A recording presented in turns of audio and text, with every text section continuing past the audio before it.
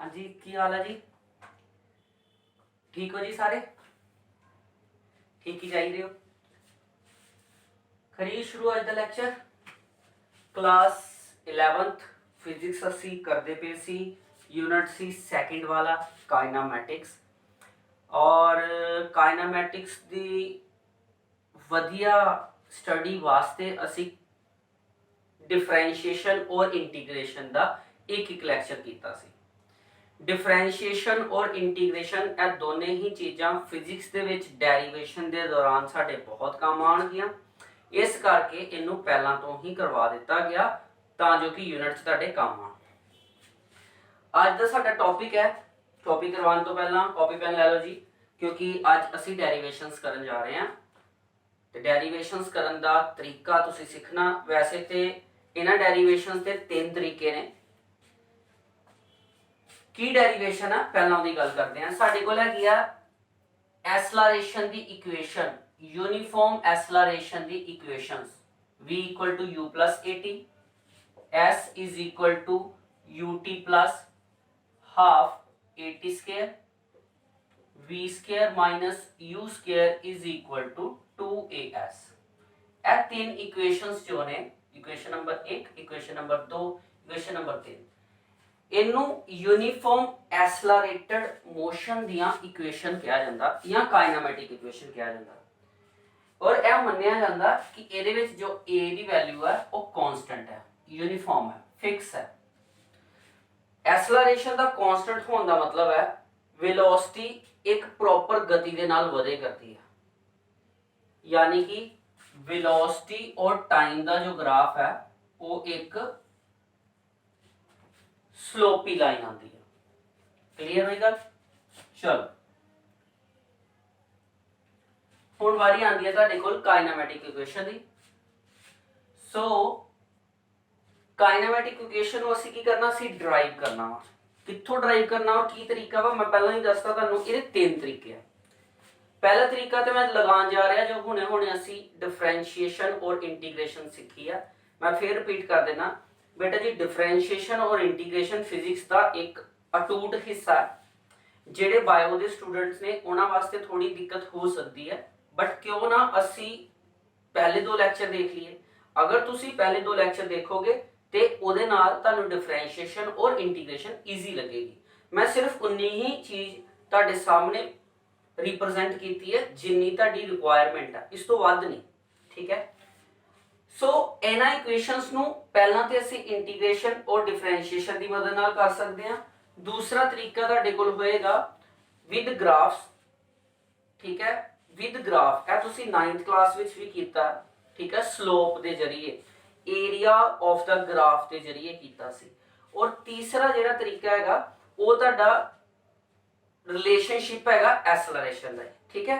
सो आओ शुरू करते हैं डिफरेंशिएशन और इंटीग्रेशन की मदद के नाल काइनामेटिक इक्वेशन की डेरिवेशन। और साडे को सब तो पहली इक्वेशन काइनामेटिक, सब तो पहली इक्वेशन है किहड़ी इक्वेशन सी? सब तो पहली v equal to u plus at। और इनू कित्थों कीता जा रहा? इनू कीता जा रहा एसलरेशन की डेफिनेशन तो। एसलरेशन की हुंदी है? एसलरेशन हुंदी है change in velocity per unit time. यही एसलरेशन होती है ना? बिल्कुल। अगर स्मॉल चेंज इन वेलोसिटी, अगर मैं कहूँगा small change in velocity small time दे विच आएगी तो क्या आएगा? a is equal to dv by dt आएगा ना। ठीक। अगर मैं ए वैल्यू नूं इधर लै जा, इन्हूं मैं इस तरह लिख सकदा dv is equal to a dt। हाँ जी। और हुण इस इक्वेशन नूं आपां की करांगे? इस इक्वेशन नूं आपां इंटीग्रेट कर Dange by taking integration both side. जदों भी ऑब्जेक्ट अपनी स्टार्टिंग बोर्ड पोजीशन तो मूव करदा, मान लो उसकी स्टार्टिंग वेलोसिटी होएगी u, ते मूव करन ते एक पर्टिकुलर टाइम बाद, मान लो जदों चलिया उस वेले टाइम 0 सी, एक पर्टिकुलर टाइम t दे उत्ते ਉਹਦੀ वेलोसिटी v बन गई। u ਹੁੰਦੀ ਆ ਇਨੀਸ਼ੀਅਲ वेलोसिटी, v ਹੁੰਦੀ ਆ फाइनल वेलोसिटी। ਇਹ ਆਪਾਂ ਕਰ ਚੁੱਕੇ। सो ਇੱਥੇ ਆਪਾਂ ਲਿਮਟ ਦੇਤੀਆਂ। वेलोसिटी इंटेग्रल जो है वो u तो स्टार्ट होके v तक जा रहा है। और ਇੱਥੇ ਵਿਦ ਰਿਸਪੈਕਟ ਟੂ ਕੀ ਹੈ dt, ਇੱਥੇ ਤੁਹਾਡੇ ਕੋਲ ਕਿਹੜਾ ਵੇਰੀਏਬਲ ਲੱਗੇਗਾ time. So time integral t starts from 0, ਇੱਥੇ ਤੁਹਾਡੀ ਆ ਗਈ velocity start from u, ठीक, and move up to v, ठीक है, v equal to v लिखता, doesn't matter, t starts from 0 and t goes to t, समझ आ गया। ਇਹਨਾਂ ਨੂੰ ਲਿਮਿਟ ਕਿਹਾ ਜਾਂਦਾ ਵਾ। ਇਹਨੂੰ ਤੁਸੀਂ ਅਗਰ ਮੈਂ ਇਕੁਅਲ ਟੂ ਨਹੀਂ ਪਾਣਾ ਤੁਸੀਂ ਇਸ ਤਰ੍ਹਾਂ ਵੀ ਲਿਖ ਸਕਦੇ ਹੋ, ਇੰਟੀਗ੍ਰੇਸ਼ਨ ਸਾਈਨ 0 to t ਔਰ u to v ਓਨਲੀ। ਹੁਣ ਆਂਦੀ ਵਾਰੀ ਇੰਟੀਗ੍ਰੇਸ਼ਨ ਦੀ। याद रखियो मैं पहला भी करवा चुकी हाँ, dx की इंटीग्रेशन x होंगी है, dt की इंटीग्रेशन t होंगी है, उस तरह ही dv की इंटीग्रेशन आ गई v, और जिहड़ियां लिमिट्स दी वैल्यू है इत्थे इंटीग्रेशन हो गई है, लिमिट्स की वैल्यू ऊपर और थल्ले लिखी जाएगी। उस तरह ही इस जगह दे विच इंटीग्रेशन करने तो पहला a की आ a एक्सेलरेशन है, और मैं तुहानूं दस्सिया ए यूनीफॉर्म एक्सेलरेटेड मोशन है, सो a कांस्टेंट है।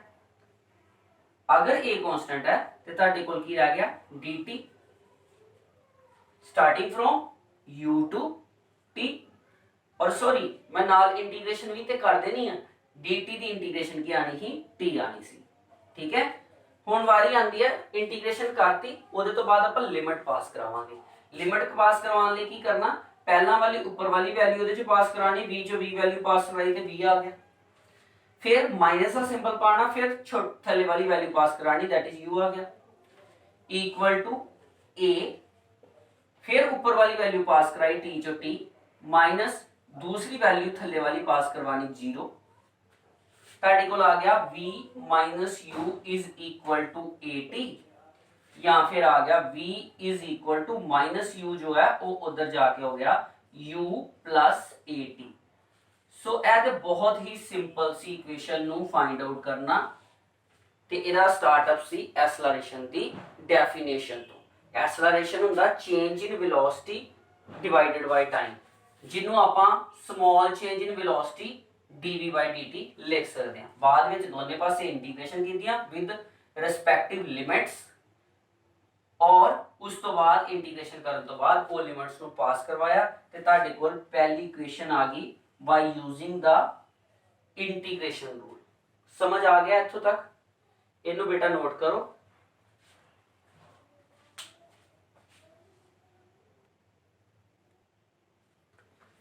ठीक है जी, कर लिया नोटिफाई, नाल ही कर लिया करो बेटा, मैं पिछे हो जाना इस करके कि तुसी आराम नाल इनू नोट कर सको। हुण असीं अपनी काम करने की स्पीड वधानी है, ठीक है। कोशिश करो कि ज़्यादा तो ज़्यादा टाइम जो है वो अपनी बुक्स नू और अपने नोट्स नू दिओ, क्योंकि जिन्ना ज़्यादा टाइम दोगे उन्ना ही कॉन्फिडेंस बढ़ेगा, ठीक है। सो अब पहली इक्वेशन ड्राइव कर ली है। सो पहली काइनेमेटिक इक्वेशन की निकली, इक्वेशंस तुहानू याद हो जानियां चाहिए। पहली काइनेमेटिक इक्वेशन निकली तुहाडे कोल v is equal to u plus v is equal to इथे लिख लेने u प्लस at। हुण असी सैकंड इक्वेशन कड्ढन जा रहे हैं s equal to ut plus half at square, ठीक है। ਇਹਦੇ ਲਈ ਕੀ ਐਕਸਪ੍ਰੈਸ਼ਨ ਯੂਜ਼ ਕਰਾਂਗੇ, ਇਹਦੇ ਲਈ ਅਸੀਂ ਵੈਲੋਸਿਟੀ ਦਾ ਐਕਸਪ੍ਰੈਸ਼ਨ ਯੂਜ਼ ਕਰਾਂਗੇ। ਵੈਲੋਸਿਟੀ ਕੀ ਹੁੰਦੀ ਹੈ, ਵੈਲੋਸਿਟੀ ਹੁੰਦੀ ਹੈ change in displacement that by with change in time, change in displacement in a particular time interval। Velocity का मतलब की है कितनी डिस्प्लेसमेंट तय की गई दिते गए समय दे विच। फिर उस तरह ही अगर मैं स्मॉलर डिस्प्लेसमेंट और स्मॉलर टाइम की गल करदा तो फिर मेरे को यह चीज इस तरह आ सकती है v is equal to ds by dt। अगर मैं इस तरह लिख ला ds is equal to v dt, कोई प्रॉब्लम तो नहीं है, लिख सकते हैं असी, ठीक है।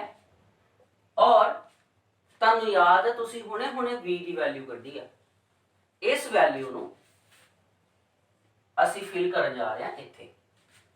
सो इक्वेशन देनी है, दे दो या लिख लो इत्थे फ्रॉम 1 ds का दे इक्वल आ गया, आ गया तुहाडे कोल u plus at into dt।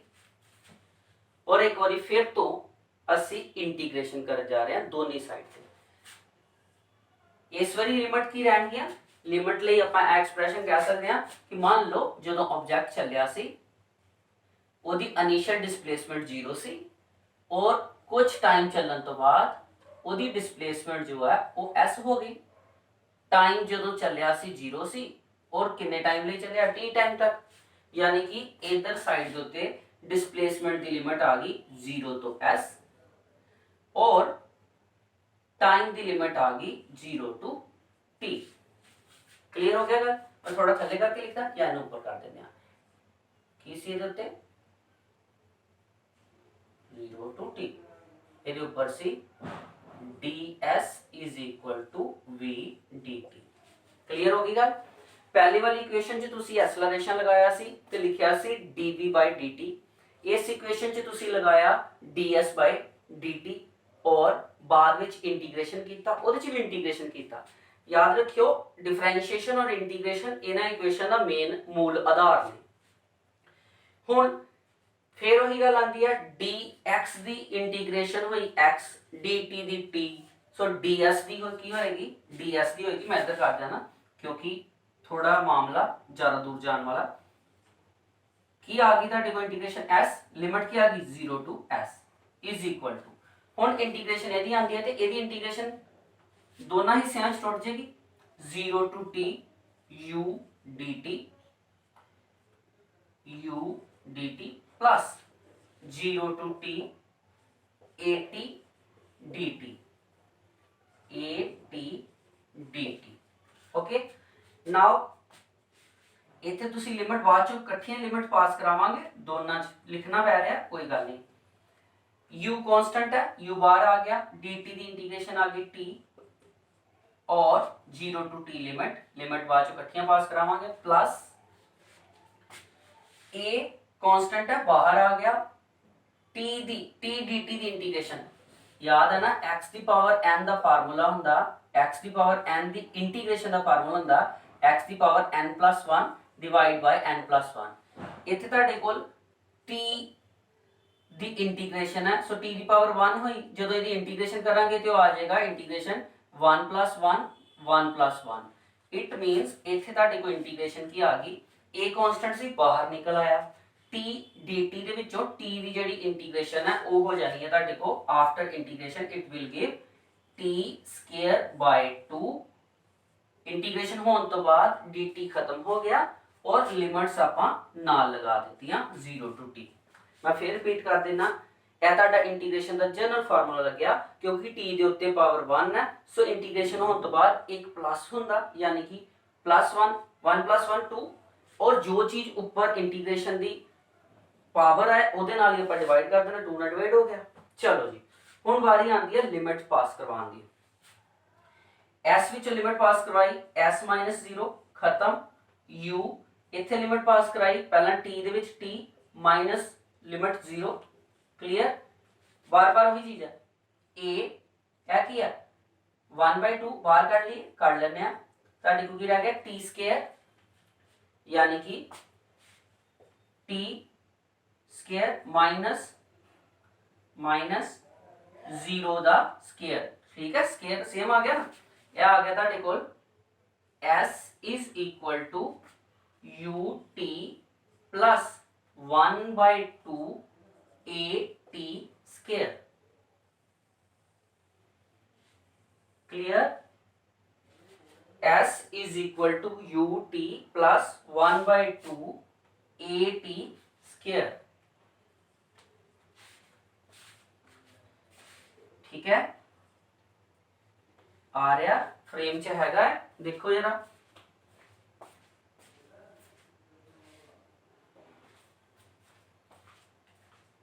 ठीक है।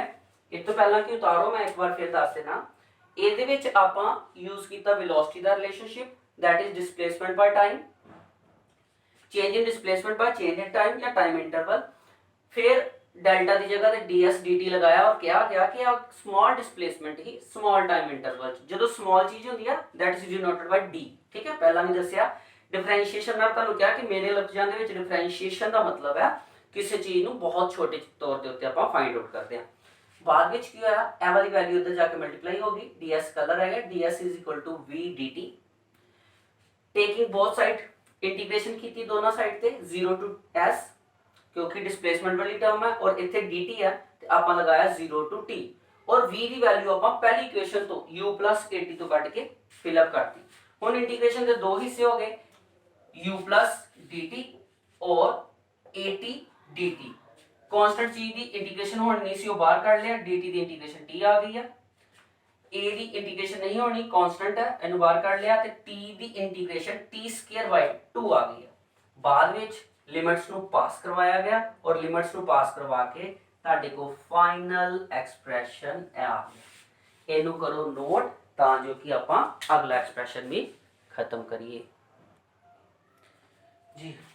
नोटिफाई क्लियर है। सो साडे कोल दूसरी इक्वेशन ही आ गई that is s equal to ut plus half 80 square. Clear, चलो बड़ी वधिया गल हो गई है। दूसरी इक्वेशन भी असी ड्राइव कर ली है। हुण वारी आंदी है साडे को थर्ड एंड लास्ट इक्वेशन दी और थर्ड एंड लास्ट इक्वेशन केड़ी है v square minus u square equal to 2as। ठीक है, यही है ना कि v square minus u square is equal to 2as। Okay, हुण बच्चा तीसरी इक्वेशन कड्डन दे विच जो कि तीसरी इक्वेशन है ये देखो मैं लिखी देना v square minus u square is equal to 2as। ਇਹਦੇ ਚ ਇੱਕ ਅਨਕੋਮਨ ਚੀਜ਼ ਹੈ और अनकॉमन चीज है वा कि इस इक्वेशन विच साडे कोल t नहीं है। दो बार t आया, पहली बार डिस्प्लेसमेंट डिवाइडेड बाय टाइम, दूसरी बार वेलोसिटी डिवाइडेड बाय टाइम, दोनों विच टाइम dt यूज होया, ਇਹਦੇ विच नहीं है। फिर आपां इस एक्सप्रेशन ਨੂੰ किस तरह कटांगे, फिर इस एक्सप्रेशन ਨੂੰ किस तरह कढिया जाए। सो इस एक्सप्रेशन ਅਸੀਂ शुरू करते हैं डेफिनेशन ऑफ एक्सेलरेशन तो ही that is delta v upon delta t या आप कह सकते हैं सीधा dv अपॉन dt। ठीक है, अगर मैं इस इक्वेशन दे विच ds नाल ऊपर मल्टीप्लाई कर दिया और ds नाल नीचे डिवाइड कर दिया तो कर सकदा जो चीज ऊपर मल्टीप्लाई की उहदे नाल डिवाइड कर देता। ठीक है, फिर मैं इस तरह लिख सकदा dv by ds multiply by ds by dt। dv by ds एटम इधर आ गई, dt उधर चला गया। What is ds by dt? Change in displacement, change in displacement by time interval is velocity. यही है ना, तो मैं क्या इस तरह लिख सकता a is equal to dv ds multiply with v term. यही आया। हुण इस एक्सप्रेशन तो असी एक्सप्रेशन तक पहुंचांगे। देखो किस तरह, मैं फिर रिपीट करना क्योंकि साडे को dt वाली टर्म सानू नहीं चाहिए, इस करके मैं एक्सेलरेशन वाला ही फार्मूला लिया, एक्सेलरेशन वाला फार्मूला लिया और ऊपर और नीचे ds नाल मल्टीप्लाई कर देता। ds इधर आया, dv बाय ds होया और dt उधर चला गया, ds बाय dt होया और ds बाय dt ते ताडी वेलोसिटी हुंदी है। सो मैं इहदी जगह ते वेलोसिटी लिख लिया। क्लियर, हुण ds इधर ले जाइए, a ds is equal to v dv। Again integration both side with limit. हुण बार-बार दसन दी लोड़ नहीं है, initial velocity final velocity displacement फिर भी दस देना। मान लो जदों स्टार्टअप होया सी मोशन उस वेले डिस्प्लेसमेंट 0 सी, कित्थों तक डिस्प्लेसमेंट गई s तक। स्टार्टअप मोशन दे उत्ते ऑब्जेक्ट जो है वो 0 वेलोसिटी ते है, सॉरी u वेलोसिटी ते है इनिशियल, ते कित्थों तक वेलोसिटी गई v तक। और हुण तुसीं इहनूं की करना इंटीग्रेशन। आओ इंटीग्रेशन करते हैं। इंटीग्रेशन में थोड़ा इधर कर देना, जगह बचाने हैं। ये कांस्टेंट है, इंटीग्रेशन नहीं होएगी यदि ds की इंटीग्रेशन आ गई s और लिमिट्स लगा देती है s दी 0 एंड s। ठीक, clear. Then v dv again तुम दस्या ही है x dx होए ते इंटीग्रेशन की है x स्क्वायर बाय 2। क्लियर ही है। उसी तरह ही v dv हो गया तो की इंटीग्रेशन आ गई v square by 2 limits from u to v। Integration बार बार करना नहीं दसना, वो तुसी कर चुके हो। जे इंटीग्रेशन च फिर प्रॉब्लम आ रही है एक बार वो वीडियो जरूर देख लो जेडे इंटीग्रेशन से मैं करवाए थे। लिमिट पास करवाने ए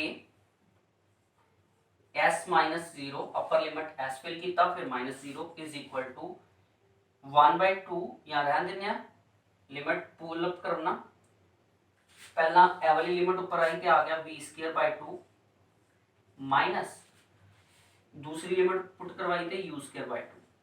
क्लियर? एलसीएम सेम है, इस तरह भी कर सकते हैं। ए 2 जो है अगर इधर आ जाए थे इतने की है देखो as आया है 2 इधर आ गया तो आ गया 2as ए की बच गया ऊपर v² - u²। ठीक है, यहाँ पहला ही आप इतने 1/2 मान लो कॉमन निकाल देता, जिस तरह मर्जी कर लो, मैथमेटिक्स है इजी है। सो 1/2 कॉमन निकालता, लिमिट पास करवाई, ए 2 उधर चला गया 2as is equal to v² - u², that is v² - u² is equal to 2as which is the third and final equation of kinematics। ठीक है, दबा नोट करो इन्हों भी ਤਾਂ ਜੋ कि ਆਪਾਂ ਅੱਗੇ ਨੂੰ ਵਧੀਏ।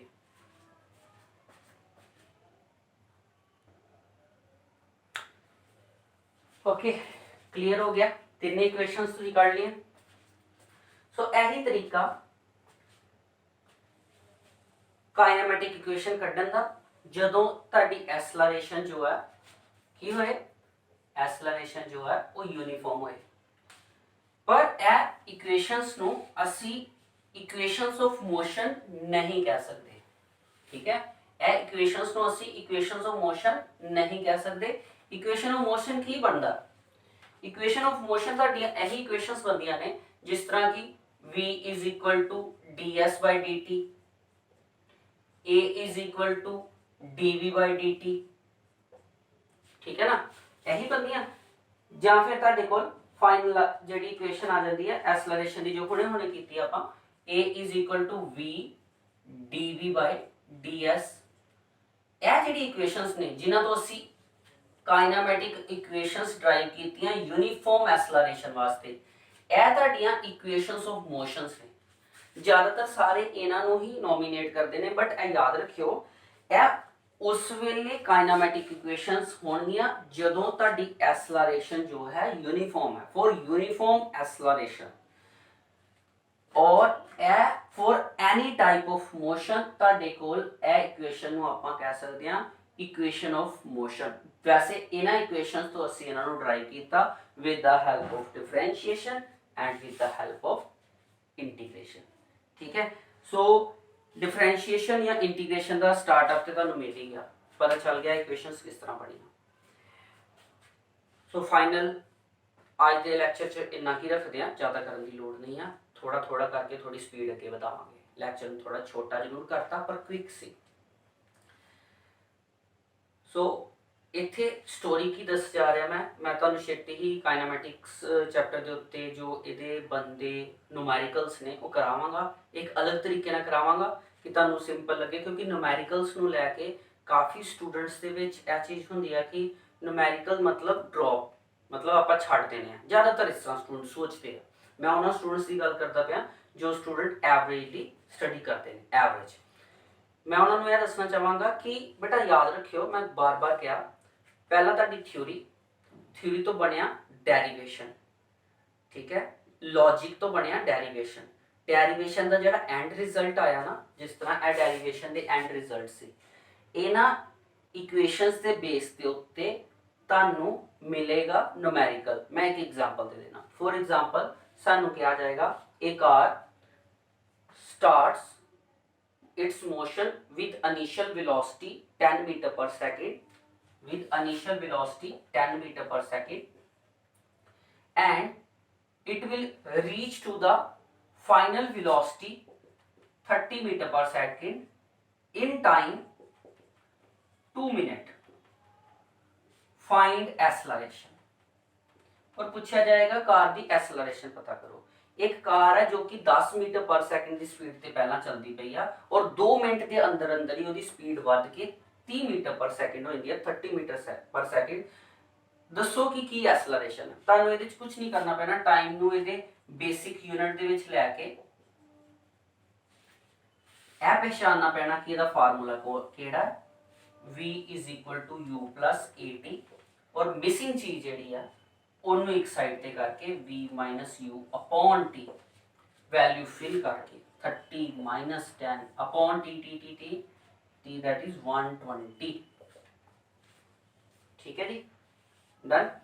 ਤੇ ਇਹ ਆ ਗਿਆ ਤੁਹਾਡੇ ਕੋਲ 20 upon 120 0 0 0 ਆ ਗਿਆ 1/6 और जो भी 100 ओवर जो भी वैल्यू आ गई। मैं ਤੁਹਾਡੇ ਕੋਲ ਇਹ ਦੱਸਣਾ ਚਾਹ ਰਿਹਾ ਸੀ ਕਿ ਨੂਮੈਰੀਕਲ ਕੁਝ ਨਹੀਂ ਹੈ, ਅਸੀਂ ਆਪਣੇ ਦਿਮਾਗ ਨਾਲ ਨੂਮੈਰੀਕਲ ਬਣਾਵਾਂਗੇ। ਤਰੀਕਾ ਮੈਂ ਤੁਹਾਨੂੰ ਦੱਸਾਂਗਾ। ਤਰੀਕਾ ਇਹ ਰਹੇਗਾ ਕਿ ਤੁਸੀਂ ਅੱਜ ਤੋਂ ਬਾਅਦ ਨੂਮੈਰੀਕਲਸ ਨੂੰ ਲੈ ਕੇ ਆ ਨਹੀਂ ਕਹੋਗੇ ਕਿ ਨਹੀਂ ਨੂਮੈਰੀਕਲ ਔਖੇ ਹੁੰਦੇ ਆ। ਨੂਮੈਰੀਕਲ ਸਾਡੇ ਦੁਆਰਾ ਬਣਾਏ ਜਾਣਗੇ, ਆਪਾਂ ਖੁਦ ਬਣਾਵਾਂਗੇ। ਸਿਰਫ ਤੁਸੀਂ ਡੈਰੀਵੇਸ਼ਨਸ ਧਿਆਨ ਦੇਣਾ, ਡੈਰੀਵੇਸ਼ਨ ਕਿਸ ਤਰ੍ਹਾਂ ਬਣਾਈਆਂ ਗਈਆਂ, ਡੈਰੀਵੇਸ਼ਨ ਦਾ ਲੌਜੀਕ ਕੀ ਆ। ਇਹ ਕਨਫਿਊਜ਼ ਬੜਾ ਕਰਦਾ ਵਾ ਵੈਲੋਸਿਟੀ ਤੇ ਐਸਲਰੇਸ਼ਨ। ਸੋ ਐਸਲਰੇਸ਼ਨ ਦਾ ਧਿਆਨ ਦੇਣਾ। ਐਸਲਰੇਸ਼ਨ ਦਾ ਮਤਲਬ ਹੁੰਦਾ ਚੇਂਜ ਇਨ ਵੈਲੋਸਿਟੀ। ਐਸਲਰੇਸ਼ਨ ਪੋਜ਼ਿਟਿਵ ਵੀ ਹੋ ਸਕਦੀ ਹੈ, ਨੈਗੇਟਿਵ ਵੀ ਹੋ ਸਕਦੀ ਹੈ। ਅਗਰ ਕੋਈ ऑब्जेक्ट जो है ਉਹਦੀ ਵੈਲੋਸਿਟੀ ਇੰਕਰੀਜ਼ ਕਰ ਰਹੀ ਹੈ, that is positive acceleration।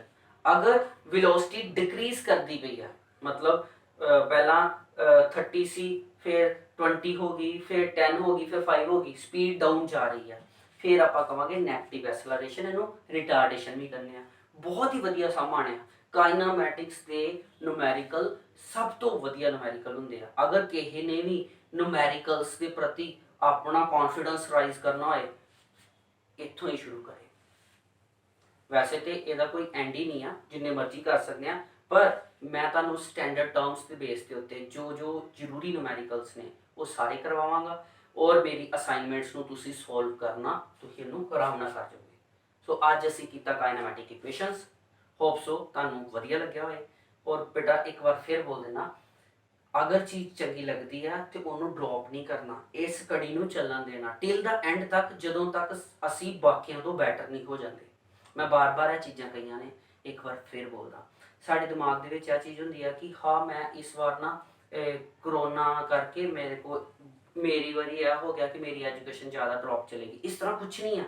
ਮੈਂ ਕਹਾਂਗਾ ਬੈਸਟ ਵੇ ਆ ਆਪਣੇ ਆਪ ਨੂੰ ਪਹਿਚਾਨਣ ਦਾ। ਤੁਸੀਂ ਬਿਨਾਂ ਬਾਹਰ ਗਏ, ਬਿਨਾਂ ਕਿਸੇ ਜ਼ਿਆਦਾ ਅਟੈਚਮੈਂਟ ਦੇ ਬਾਕੀਆਂ ਤੋਂ ਬਿਹਤਰ ਬਣ ਕੇ ਦਿਖਾ ਸਕਦੇ ਹੋ। ਤੁਹਾਡੇ ਕੋਲ ਕੀ ਚੀਜ਼ ਹੋਣੀ ਚਾਹੀਦੀ ਆ? ਫਸਟ ਆਫ ਆਲ ਤੁਹਾਡੇ ਕੋਲ ਬੁੱਕਸ ਹੋਣੀਆਂ ਚਾਹੀਦੀਆਂ, ਕਾਪੀਜ਼ ਹੋਣੀ ਚਾਹੀਦੀਆਂ ਜਿੱਥੇ ਤੁਸੀਂ ਪ੍ਰੈਕਟਿਸ ਕਰ ਸਕੋ। ਔਰ ਥਰਡ, ਜ਼ਰੂਰੀ ਨਹੀਂ ਮੈਂ ਕਿਸੇ ਵੀ ਪ੍ਰਕਾਰ ਤੋਂ ਕਿਤੋਂ ਨੌਲੇਜ ਮਿਲਦੀ ਪਈ ਆ ਲੈ ਲਓ, ਕਿਤੋਂ ਵੀ, ਪਰ ਇਹ ਨੌਲੇਜ ਕੰਟੀਨਿਊ ਫੈਕਟਰ 'ਚ ਹੋਣੀ ਚਾਹੀਦੀ ਆ।